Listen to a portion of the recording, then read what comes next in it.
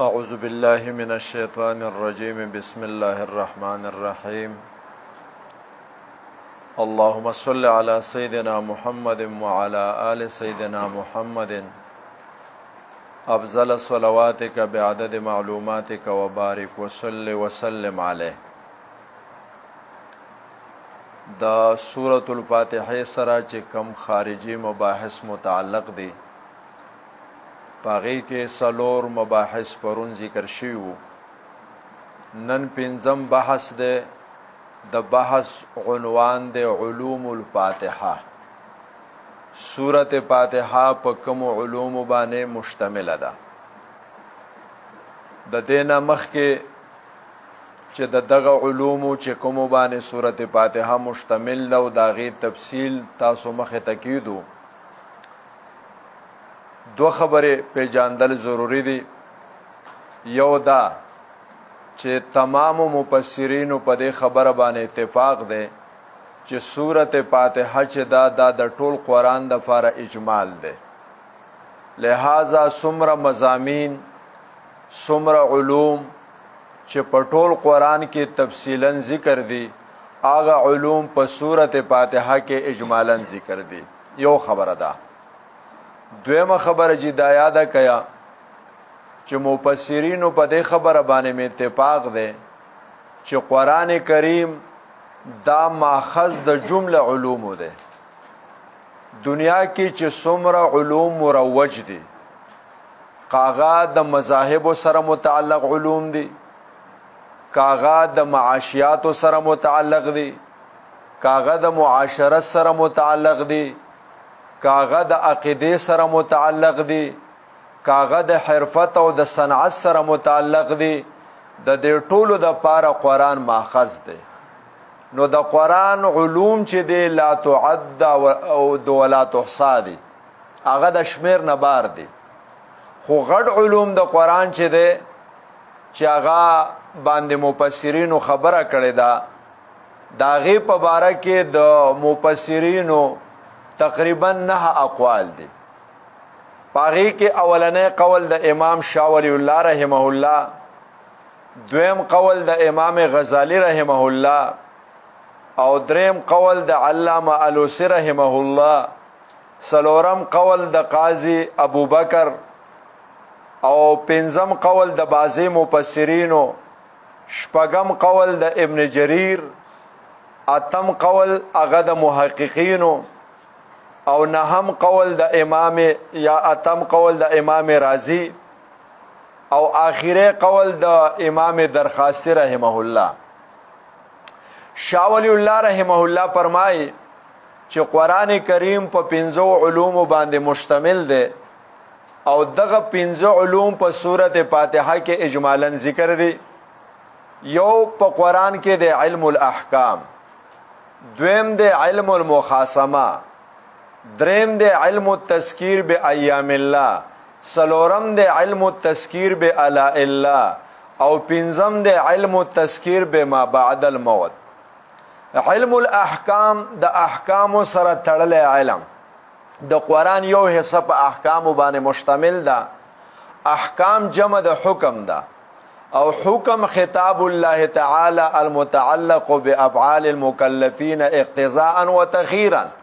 دا د الله تعالی خطاب دی چې د مکلفینو د افعال سره تعلق دی، یا د غوښتو په بنیاد باندې او یا د اختیار د ورکولو په بنیاد باندې. غوښتل یا د فعل وي یا د کب د فعل وي. د فعل غوښتل هغه واجب دی، فرض دی، او که مطالبه د کب د فعل د چې دا مکوه نو هغه شرک دی، حرام دی، مکروه دی. او اختیار چې په کومو څیزونو کې انسان ته میلاو دی نو هغه مباحات دی. نو قرآن کریم دغه احکام ذکر کوي. علم الاحکام په سورة فاتحه کې ایاک نعبدو کې ذکر ده. نعبدو عبادت، عبادت د علامه سندی د قول مطابق اطاعت د باری تعالی د په جمله مجالاتو د ژوند کې، په تمام شعبو د ژوند کې د الله اطاعت کول دې ته ویل کېږي عبادت. نو لہذا چې څومره احکام دي دا په عبادت کې رااله، ځکه چې د انسان د ژوند شعبه لہذا یا با معیشت وی، نو د هغې سره چې قرآن کې کوم احکام متعلق دي یا به تجارت وي یا به سیاست وي یا به چې کوم دی حرفت او صنعت وي نو به هر کې د دې سره احکام متعلق دي یا به عقیده وي یا به عمل وي دا ټول په ایاک نعبدو کې راغله. دویم دی علم المخاصمه. مخاصمه د خصومت نه ده. قرآن کریم د فرقو باطلو سره د دلایلو په دنیا کې مقابله کړې ده او جګړه کړې ده. قرآن کریم اساسی طور باندې سلور فرقې د خپل تنقید هدف او ټارګټ ګرځولې دي. پاغي کې مشرکان مکه، یهود، نصارا او منافقین. خود دې سلور فرقونه علاوه نور چې څومره باطل فرقې دي، کاغه دهریه دي، کاغه معتزله دي، کاغه خوارج دي، که معتزله دي، دا مرجئه دي، جبریه دي، قدریه دي، دا ټول قرآن چې کومه دی د هغې نظریات رد کړي دي په دلایلو په بنیاد باندې. نو علم المخاصمه په سورت فاتحه کې ذکر ده. سورت فاتحه کې په 2 فرقو باندې رد ده. رد ده په دهریو باندې الحمدلله کې، ذکر دلته ذکر د الله د مراد نه خالق دی، ذکر د علم د مراد نه وصف مشهوره دی د قبیله د لکل فرعون موسی نه د هر باطل د پرست د پاره حق پرسي. نو دلته ذکر د علم دی چې الله د مراد نه وصف مشهوره دی، وصف مشهوره د الله په صفاتو کې خالقیت دی. نو الحمدلله خالق تصور د دې خبره ورکو چې د کائناتو د پاره خالق شته دی. نو د دهریو چې کوم عقیده ده چې هغه د کائناتو د پاره خالق نه تسلیمي، هغه په الحمدلله کې رد شوله. دا غینه علاوه معتزله دي، هغه د الله تعالی د صفاتو نه انکار کوي، د الله په صفاتو باندې. او د معتزله و انکار ولې دی، په دې باندې به بحث به په بسم الله الرحمن الرحیم کې کو. خو دلته دومره اجمالا واورئ چې معتزله د الله د صفاتو نه انکار کوي. دا منی چې الله متکلم دی خو کلام د الله صفت نه دی. دا منی چې الله رحمان دی خو رحم د الله صفت نه دی. لہذا په دغه سورت فاتحه کې باغی باندې رد دی. رب العالمین، الرحمن الرحیم، مالک یوم الدین، سلو صفات الله لره ثابت شوی دي.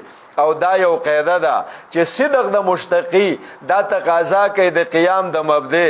نو چې الله رب شو، رب مشتقی دی، نو ربوبیت به د الله صفت وي او دا به الله پورې قایم وي. چې الله رحمان شو، رحمان مشتقی دی، نو د دې مبدع چې رحم ده دا به په الله پورې قایم وي. او کم شی چې الله پورې قایم یا په چا پورې قایم هغه صفت دي، نو رحم د الله صفت شو. مالک مشتقی دی، ملکی یا مالکیت د دې هغه ماخذ اشتقاق دی. لہذا دغه د ملک یا د ملک ماده په الله تعالی پورې دا قائم ہے. نو د دې وجنه الله تعالی د پاره صفات ثابت شلو. نو په معتزله باندې رد دی. د معتزله نه علاوه په منکرینو د قیامت باندې په دې سورته فاتحه کې رد وشو. په مالک یوم الدین سره چې د قیامت ورځ ثابته ده. جبریه یو فرقه ده، هغه انسان مجبور محض ګڼي او هغه وی چې انسان سره نه د خلق اختیار شته دی او نو ور سره د کسب اختیار شته دی. یا کنه عبادو کې هغه باندې رد وشو چې انسان عبادت کولای شي او چې کله دی عبادت کولای شي نو د مجبور محض نه دی. او دغه رنګي سلورم چې دی یا پنځم رد وشو په قدریه باندې. قدریه هغه فرقه ده چې هغه انسان په خپل افعالو کې مستقل ګڼي. نو هغه دا وایي چې انسان د خپل افعالو کاسب هم دی او انسان د خپل افعالو خالق هم دی او د په دې افعالو کې مستقل دی. د الله خلق ته محتاج نه دی او د الله اراده ته محتاج نه دی. انسان چې کوم افعال کوي د دې په شا باندې نه د الله خلق شته نه د الله اراده شته، بلکې زنه خود الله د علم نه انکار کړي دي چې په دې باندې د الله تعالی علم هم نشته. نو پاغي باندې رد وشو په ایاک نستعين کې چې انسان په خپل افعالو کې د مستقل نه دی، د الله تعالی ته محتاج دی. نو د اراده په حواله محتاج دی. که الله اراده نه کړی دی فعل نشي کولای. د خلق په بنیاد باندې محتاج دی. که الله تعالی د یو فعل خلق نه دی کړی، انسان کسب نشي کولای. خلق چې دی نو دا د کسب نه مخ کې دی. نو په ایاک نستعين کې رد دی په قدریه باندې. او بیا په يهودو باندې رد غیر المغضوب علیهم کې ځکه مغضوب علیهم نه مراد يهود دي او په نصاراو باندې رد په ضالین کې نو په وو پیرقو باطلو باندې په دې صورت کې رد دي نو لہذا په دې صورت کې علم المخاصمه راغله کم چې دویم علم دی د شاه ولی الله رحمه الله د قول مطابق په قران کې او دریم علم التذکیر بایام الله دی الله تعالی پوره انسانیت ته ترغیب ورکړي او پن ورکړي نصیحت ورکړي په ذکر د تاریخ د اقوام ماضیو باندې الله تعالی د تیرو قومونو تاریخي قصې ذکر کړي د قوم نوح د عادیانو د سمودیانو د فرعونیانو الله تعالی وي هغه خلک په دغه خبره باندې تباه شوي دي چې د وخت د پیغمبر خبره نه ده منلې او عقیده توحید نه ده خپله کړې نو لہذا په قرآن کې یو علم دی علم التذکیر بایام لا دا په سورۃ فاتحه کې ذکر دی غیر المغضوب علیهم ولا صراط الذین انعمت علیهم غیر المغضوب علیهم الله اجمالا خبر وکړه چې په تیر زمانه کې او په ماضی په ادوارو کې دوه قسمه خلک تیر شوی دی یو هغه خلک دی چې منعم علیهم دي چې انبیا دي هغه ته الله نجات ورکړی دی او د هغې متبعین او ملګري دي او دویم مغضوب علیهم دي چې د پیغمبر خبره نه ده منلې او هغه الله تعالی تباه کړي دي نو دغه ځای کې علم التذکیر بایام الله دی او دریم علم التذکیر بآلاء الله دی الله تعالی انسانیت ته دعوت ورکوي توحید ته دعوت ورکوي د حق منلو ته په ذکر د خپلو انعاماتو سره په قرآن کریم کې یو لویه حصه د انعاماتو الله ذکر کړی ده الله وی انسان ما پیدا کړی زه دله ډوډۍ در کوم زه ستا همه جهته تربیت کوم ما تا د پاره د خوراک انتظام کړی ما تا د پاره د معیشت انتظام کړی دی دې ته وی علم التذکیر بآلاء الله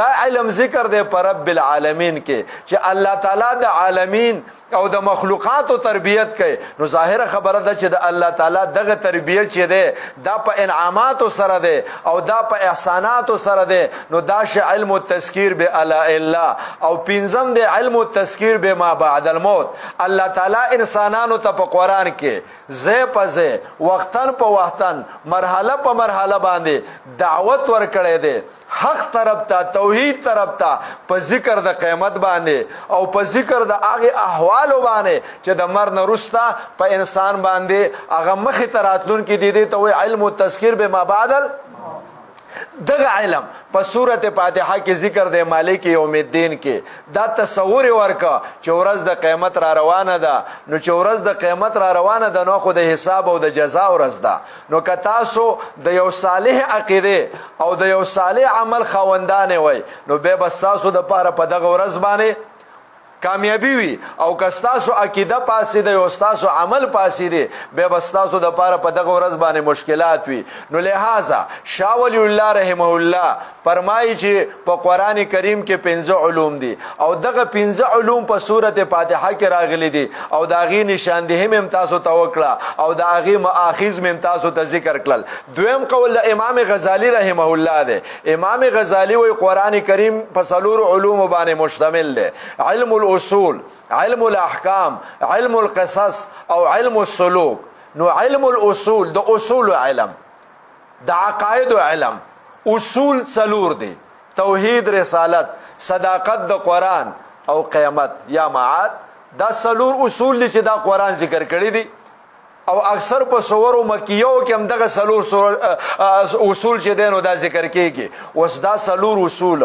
دا په سورۃ فاتحه کې په کم ځای کې ذکر دي نو په الحمدلله کې توحید ذکر دی ذکر لفظ د الله دا علم دی د هغه ذات د پاره چې هغه مستجمع دی ټولو صفاتو د کمال لره او د منزه دی د شرک نه د نقص نه او د عیب او د زوال نه نو لہذا په الله کې چې کوم دی هغه توحید راغی ځکه چې مستحق د ټولو حمدونو الله شو خو واحد ذات هم بیا الله تعالی شو او دویم علم هغه د رسالت دی په علم الاصول کې دویم علم او دویم اصل رسالت ده. علماء وی رسالت راغله ده پر رب العالمین کې.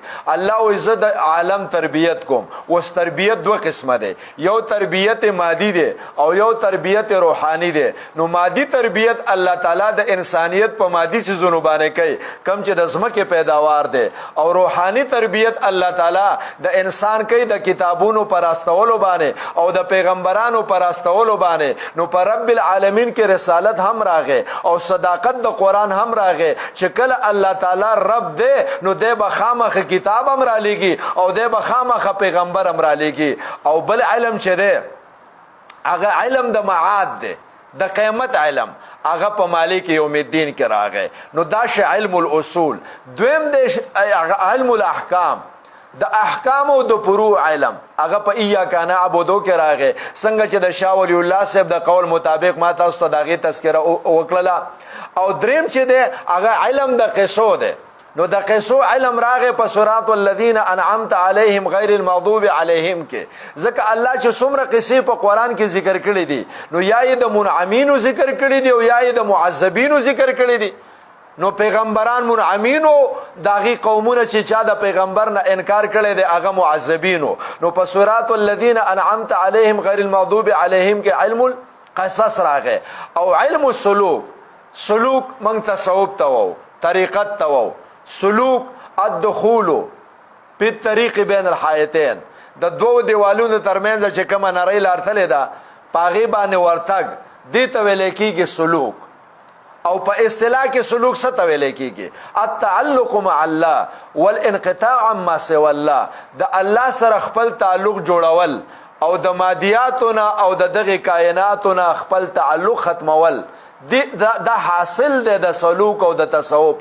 نو په ایاک نستعين کې سلوک راغې ځکه د ایاک نستعين حاصل هم ده چې ځان الله تعالی تسپارل، ځان الله ته مپوس کول او د دغه مادي اسباب سره خپل تعلق پرې کول، دا د استعانت حاصل ده او دغه د سلوک هم حاصل ده. نو علم السلوک چې ده دا په ایاک نستعين کې راغې. نو دا قول د امام غزالی وو چې په قران کریم کې سلور علوم دي او دا سلور علوم په سورته فاتحه کې دي: علم الاصول، علم الاحکام، علم القصص او علم السلوک.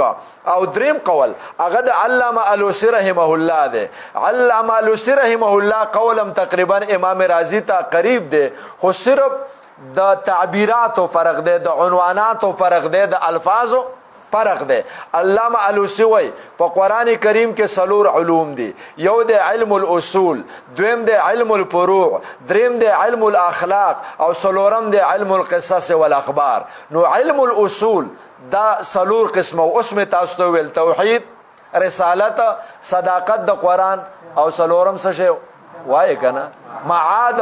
نو الته کتاب سما د امام غزالی په قول کې او خودل چې توحید کم زیاده، رسالت کم زیاده او صداقت د قران کم زیاده او قیامت کم زیاده. علم الفروع د فروع علم دا په ایاک نعبدو کې راغی ځکه چې عبادت عبارت د دغه فروع او دغه احکامونه، صلات، زکات، حج وغیرہ. او علم الاخلاق د اخلاق او علم چې په انسان کې هغه خولي اخلاق پیدا شي چې داغي په وجه باندې د انسان اتصال او تعلق د الله تعالی سره قائم شي. نو علم الاخلاق چې ده دا په ایاک نستعين کې راغلی دی. او علم القصص والاخبار دا په صراط الذين انعمت عليهم کې راغلی دی ځکه چې الله کم خبرونه ذکر کوي. نو دوه قسمه خبرونه تاسو سماوي ذکر کوي، کله د منعم عليهم اخبار الله قران کې ذکر کوي او کله د مغضوب عليهم او د معذبینو الله تعالی تاریخ چې کوم دین هغه په قران کې ذکر کړي. سلورم قول کړي دی قاضي ابوبکر رحمه الله. هغه فرمایي چې قران کریم کې غټ علوم درې دي او دغه درې علوم په سورته فاتحه کې موجود دي. یو علم التوحید، علم التذکیر او علم الاحکام. سورته فاتحه کې الحمدلله کې علم التوحید دی او علم التذکیر الله چې پن ور کړی دی، نصیحت یې کړی دی انسانانو ته په دریو طریقو سره چې څنګه ما د شاه ولی الله په قول کې تاسو ته ذکر کړل.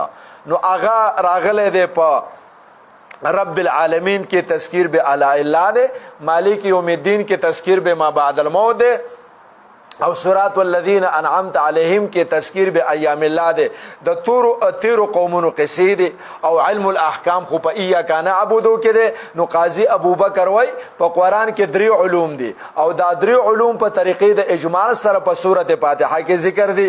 او دریم قول هغه د بعض علماو ده، هغه وای په قران کریم کې 3 علوم دي: علم المبدا، علم المنتهى او علم صراط المستقیم.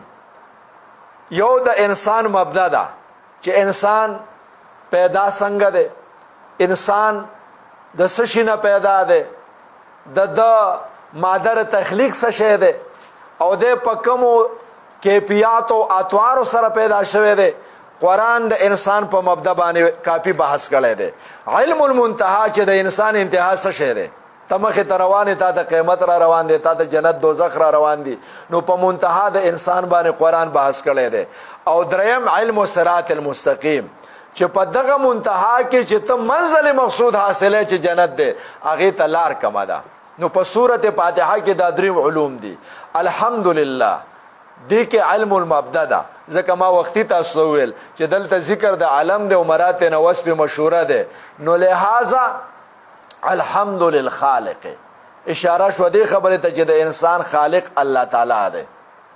او علم المنتهى په مالک یوم الدین کې ده چې قیامت را روان دی او په دغه باندې بستا انتها کیږي، یا به دوزخ ته ځي یا به جنت ته ځي. او علم صراط المستقیم اهدنا الصراط مستقیم کې راغی ځکه چې په دې کې سوال شوی دی چې مونږ ته الله تعالی نه غلار وخایا. نو دا 3 علوم یا دا 3 مضامین دا په ټول قرآن کې تفصیلا دي او په سورته فاتحه کې اجمالا دي. 5م قول کړی دی ابن جریر، هغه وایي په قرآن کې 3 علوم دي: علم التوحید، علم الاخبار، علم المذاهب. نو علم التوحید په سورته فاتحه کې الحمدلله کې ده. علم الاخبار صراط الذین انعمت علیهم غیر المغضوب علیهم کې ده. او په دغه کې هم علم المذاهب ده ځکه چې سورته فاتحه چې ده هغه اجمالا اشاره کیا 3 مذاهب ہوتا چې یو مذهب هغه اسلام ده، د الحمدلله نه تر ایاک نعبد و ایاک نستعین پورې دا د مذهب اسلام سره متعلقه برخه ده. غیر المغضوب علیهم کې د یهودو مسلک ته اشاره ده او ولضالین کې د نصاراو مسلک ته اشاره ده. نو دا د علم المذاهب. شپږمه خبره یا ومه خبره هغه محققینو کړی ده، هغه وی په قرآن کې 3 علوم دي: اصلاح العقیده، اصلاح العمل، ترغیب او ترهیب. عقیده برابر کا یو خبره، عمل برابر کا 2 خبره، ترغیب او ترهیب. که عمل او عقیده دې برابر کړ جنت ته بزي دي ته ترغیب وای، او که عقیده او عمل دې خراب او جهنم ته بزي او دې ته ترهیب وای. اوس په سورته فاتحه کې د الحمدلله نه تر مالک یوم الدین پورې دا اصلاح د عقیده ده. ځکه عقیده بستا الله صالح کیږي چې ته د الله د یووالي عقیده ولري، د الله د ربوبیت عقیده ولري، د الله د رحمانیت عقیده ولري او د الله د مالکیت عقیده ولري چې الله د قیامت د ورځې مالک دی او د قیامت ورځ برازي. نو دا اصلاح د عقیده شولا. او اصلاح د عمل ایاک نعبد و ایاک نستعین چې ستا په عبادت کې او ستا په دعا کې اخلاص پیدا شه، صرف د الله نه سوالو او صرف د الله لپاره عبادتو. نو دې ته ویل کېږي اصلاح د عمل. او به صراط الذین انعمت علیهم دا ترغیب دی چې کستا عقیده او عمل په دغه بنیادونو باندې ټیک شو کم چې سورته فاتحه ذکر کړی دی، نو تبه د منعم علیهم په گروپ کې حساب تبه جنت والے. او غیر المغضوب علیهم دا ترهیب دی کچرته کې ستا عقیده برابر نه او ستا عمل برابر نه نو تبه په مغضوب علیهم کې حساب.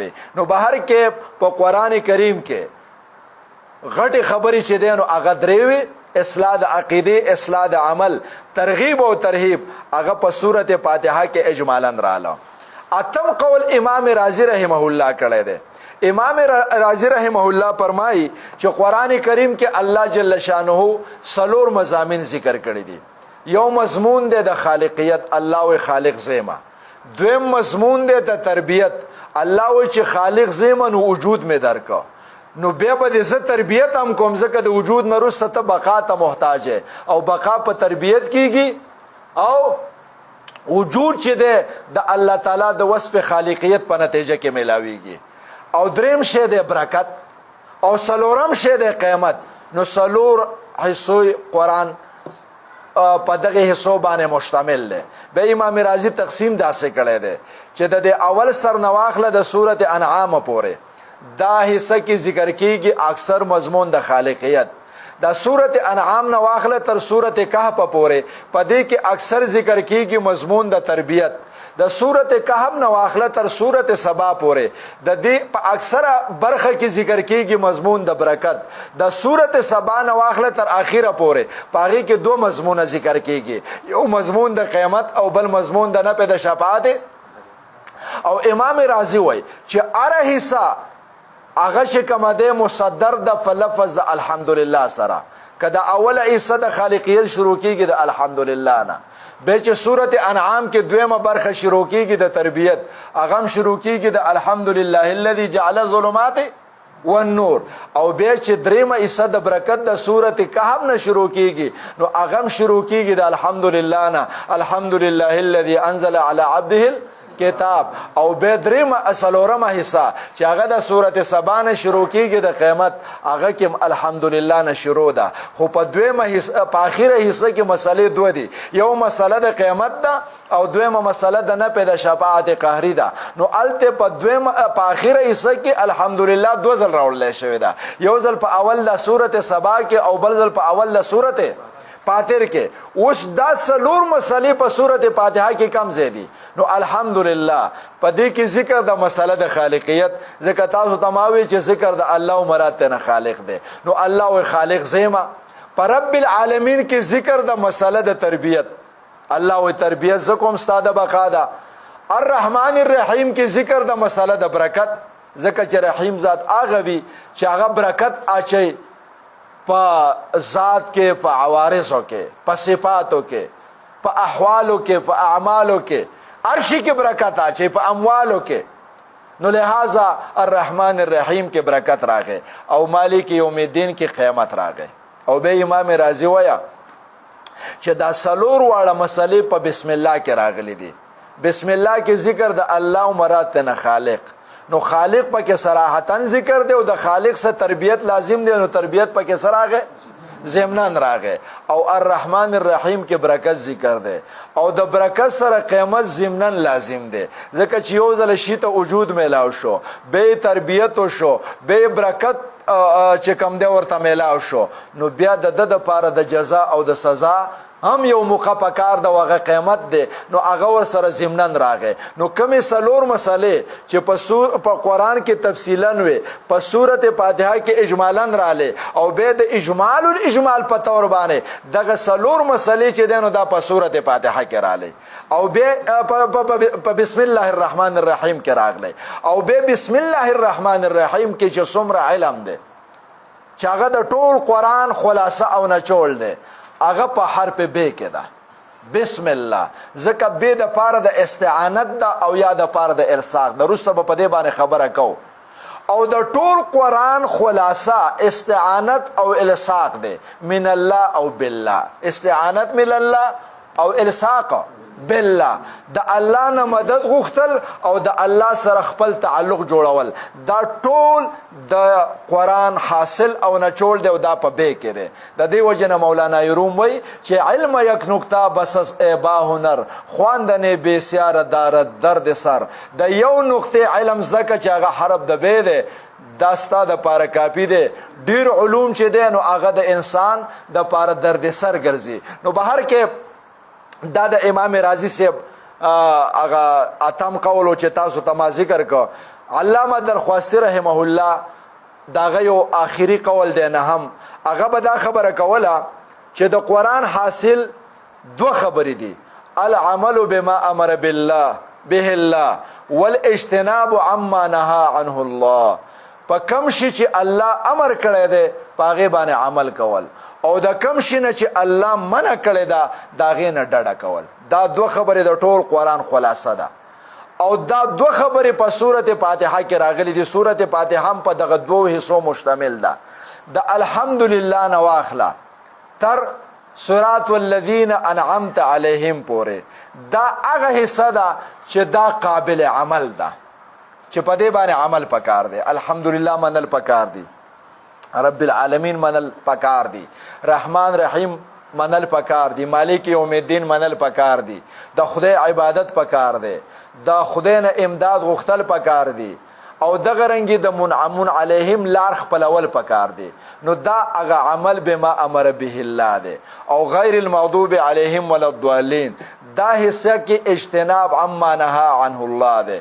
یعنی تاسو د هغه سيزونو او د هغه اعمالو نه ځان وساتیا چې د کم په وجه باندې خلق مغضوب علیهم او ضالین ګرځیدلی دي، چې هغه کفریات دي، شرکیات دي، ګناهونه دي، غټ دي، واړه دي.